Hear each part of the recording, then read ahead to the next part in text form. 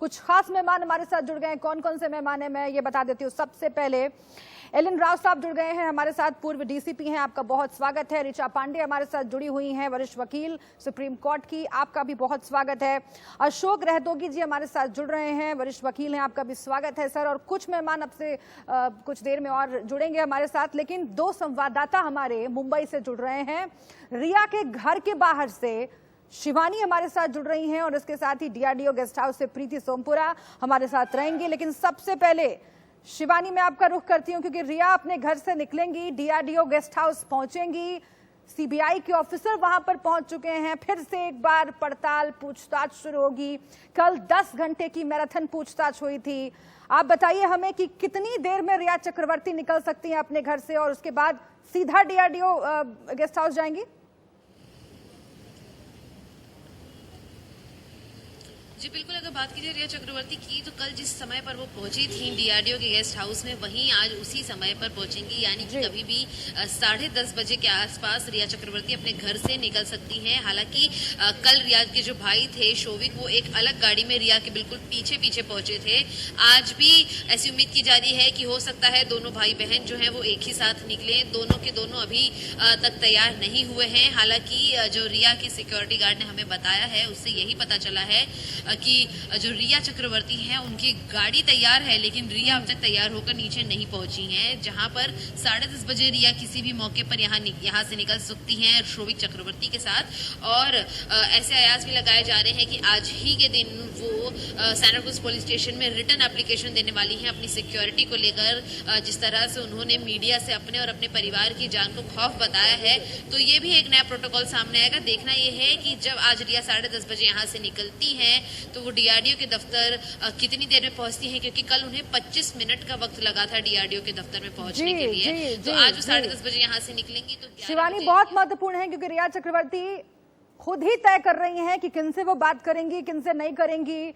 Media कर्मी लगातार उनसे बात करना चाहते हैं। इंडिया न्यूज ने कल उनसे बात करने की कोशिश की, लेकिन इंडिया न्यूज से भागती हुई नजर आई रिया चक्रवर्ती।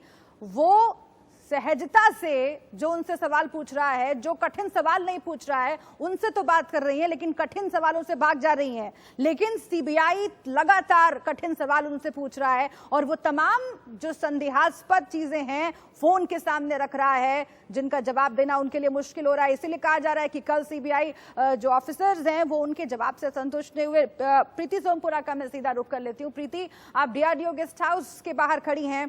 11 बजे के करीब बताया जा रहा है कि वहां पर रिया चक्रवर्ती से पूछताछ शुरू हो सकती है। ऑफिसर्स पहुंच चुके हैं, सवालों की फेहरिस्त जो है वो तैयार है। कल वाले सवाल ही रहेंगे क्योंकि ठीक से जवाब तो दिया नहीं है रिया ने, या फिर कुछ नए सवाल भी ऐड किए जाएंगे आज?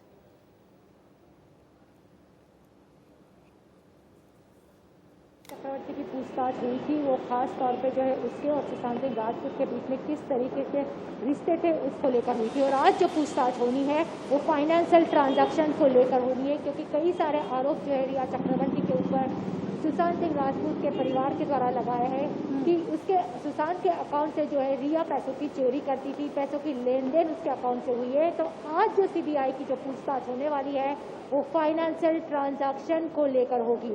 और आज जो है शोविक चक्रवर्ती को भी बुलाया गया है और आज फिर से जो है नुपुर प्रसाद जो एसपी है वो रिया चक्रवर्ती से सीधे तौर पे सवाल जवाब करेगी। ना सिर्फ इतना ही बल्कि जो है दूसरे कमरे में जो है शोविक चक्रवर्ती, सिद्धार्थ पिठानी, नीरज की पूछताछ की जाएगी।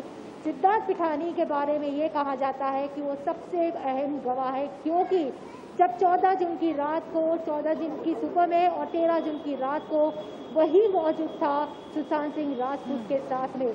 आज लगातार 10वां दिन है जब सिद्धार्थ पिठानी की पूछताछ जो है सीबीआई करने वाली है। और जो है इस वक्त मैं बताना चाहूंगी कि नारकोटिक्स कंट्रोल ब्यूरो की टीम भी जो है कल आ चुकी है, मुंबई पहुंच चुकी है और उन्होंने भी जो है ड्रग्स कार्टेल के बारे में जो है छानबीन शुरू कर दी है। ठीक है, ड्रग्स का एंगल बहुत महत्वपूर्ण है, उसके बारे में भी आज पूछताछ की जाएगी। सिद्धार्थ पिठानी के बारे में बहुत अहम जानकारी आप दे रही हैं। आप बने रहिएगा हमारे साथ प्रीति, मैं फिर से एक बार आपके पास लौटूंगी, लेकिन इस वक्त की एक अहम खबर का रुख कर लेते हैं। रिया से आज लगातार दूसरे दिन सीबीआई पूछताछ करेगी। आज रिया से वित्तीय लेन देन को लेकर ध्यान दीजिएगा, वित्तीय लेन देन को लेकर, जो अकाउंट संबंधी जो गड़बड़ियां हैं उसको लेकर आज पूछताछ खासतौर से होगी। सुबह 10:30 बजे रिया चक्रवर्ती अपने घर से निकलेंगी। सुबह 11 बजे के करीब वो डीआरडीओ गेस्ट हाउस में मौजूद रहेंगी, जहां पर सीबीआई उनसे सवाल जवाब करेगी। और ध्यान रखिए कि आज वित्तीय लेन देन पर सवाल पूछा जाएगा और कई अहम खुलासे इंडिया न्यूज ने वित्तीय लेन देन और उसकी अनियमितताओं को लेकर, अकाउंट डिटेल्स को लेकर किया है। उस पर हम आगे बातचीत करेंगे, लेकिन साथ ही ये भी बता दें आपको कि कल सुशांत से रिश्तों को लेकर के 10 घंटे तक पूछताछ हुई थी। जो जवाब दिए रिया चक्रवर्ती ने उससे सीबीआई संतुष्ट नहीं है। मैं चाहती हूँ सर, ये जो लगातार लंबी पूछताछ चल रही है, मुझे बताइएगा कि सीबीआई किस तरह सवाल जवाब करती है अगर 10 घंटे तक पूछताछ चल रही है। आज फिर से एक बार सवालों के जवाब देने के लिए रिया चक्रवर्ती पहुंच रही हैं डीआरडीओ गेस्ट हाउस, लेकिन सवाल ये भी है कि संतुष्ट नहीं है सीबीआई। इसके क्या मायने हैं और क्या हाव भाव से, रंग ढंग से टाल मटोल करने की कोशिश जब आरोपी करता है तो किस तरह सीबीआई ये पहचान जाती है कि कुछ छुपाने की साजिश हो रही है। एलन राव साहब। जी देखिए, ये सीबीआई अपने बड़े प्रोफेशनल तरीके से अपना इंटरोगेशन इस केस में कर रही है और इनमें बहुत ही अच्छे इन्वेस्टिगेटिंग ऑफिसर्स हैं। निपुर जी हैं जो हमारे दिल्ली पुलिस से ही वहाँ ऑफिसर कहे, आईपीएस लेवल के, बहुत ही तेज तरार और समझदार ऑफिसर हैं वहाँ पर। और दूसरी बात ये मैं बता दूं, जब कोई क्वेश्चन किया जाता है तो उनको बहुत से एक ही पहलू से जुड़े हुए काफ़ी जब आदमी होते हैं जो काफ़ी सस्पेक्ट्स होते हैं या कोई विटनेस होते हैं, उनको अलग अलग पूछताछ की जाती है, उनका स्टेटमेंट अलग अलग लिखा जाता है, फिर उनका मिलान किया जाता है। जहां भी कोई कॉन्ट्राडिक्शन आती है उससे दोबारा पूछा जाता है। और जैसे आपने अभी बात की कि अगर टाल मटोल करता है तो ये कि बॉडी लैंग्वेज है, जिसको बॉडी लैंग्वेज रीडर भी कहते हैं, जो बहुत अच्छे इन्वेस्टिगेटर्स होते हैं, वो किसी आदमी से जब बात करते हैं तो उसकी बॉडी लैंग्वेज, उसके हाव भाव, उसकी आंखों का इधर उधर से करना, चेहरों पे हवाइयाँ उड़ना और इस प्रकार के कई एक्सप्रेशंस ऐसे आते हैं कि अगर आदमी झूठ बोल रहा है, किसी क्वेश्चन का जवाब झूठी तरीके से दे रहा है, तो उसका चेहरे के एक्सप्रेशंस भी बता देते हैं कि आदमी झूठ बोल रहा है।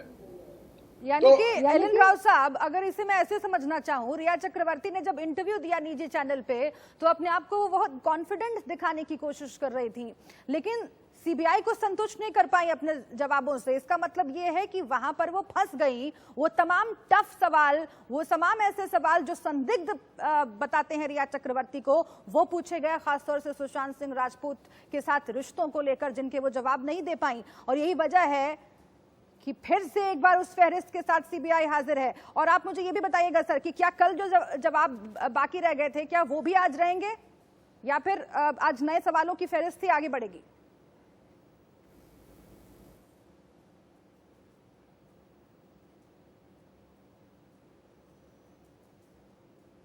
एलन राव साहब, मैं आपके पास आऊंगी। मैं ऋचा पांडे जी का रुख कर लेती हूँ, वरिष्ठ वकील हमारे साथ जुड़ी हैं सुप्रीम कोर्ट की। ऋचा पांडे जी, एक सवाल जो सबके जहन में उठ रहा है वो ये कि आखिर गिरफ्तारी कब होगी इस मामले में। आपसे कुछ देर पहले श्वेता सिंह कीर्ति ने भी ट्वीट किया है और कहा है अब इंतजार नहीं होता, आरोपियों की गिरफ्तारी होनी चाहिए, न्याय जल्दी मिलना चाहिए। जिस तरह से ये पूछताछ आगे बढ़ रही है, आपको लगता है कि गिरफ्तारी की तलवार रिया चक्रवर्ती पर लटक रही है? ऋचा जी। किसी भी समय हो सकती है, बट आफ्टर के 10 के सीबीआई बिल्कुल हर तरह से श्योर हो जाए और सेटिस्फाई हो जाए अपने क्वेश्चंस के आंसर्स के बाद ही वो गिरफ्तार कर सकते हैं। अनलेस एंटिल उसके बिफोर नहीं कर सकते वो किसी को भी गिरफ्तार। और खाली रिया ही नहीं, जो भी इसमें कल्प्रिट होगा वो सभी गिरफ्तार हो सकते हैं। ये सिर्फ एक रिया की ही बात नहीं है, क्योंकि इसमें काफी लोग जुड़े हुए हैं। आप लोग जैसे बता रहे हैं, इसमें शौमिक भी है, सेमिल भी है, सिद्धार्थ पठानी भी है, बिल्कुल संदीप सिंह भी है। हालांकि सिद्धार्थ और दीपेश दोनों ने पेशकश कर दी है कि वो सरकारी गवाह बनना चाहते हैं, कोऑपरेट करना चाहते हैं। आरोपी नंबर 1 रिया चक्रवर्ती हैं और सवाल लगातार यही उठ रहा है कि आखिर रिया चक्रवर्ती की गिरफ्तारी कब होगी। आप तमाम मेहमान हमारे साथ बने रहिएगा, इस चर्चा को अब आगे बढ़ाएंगे।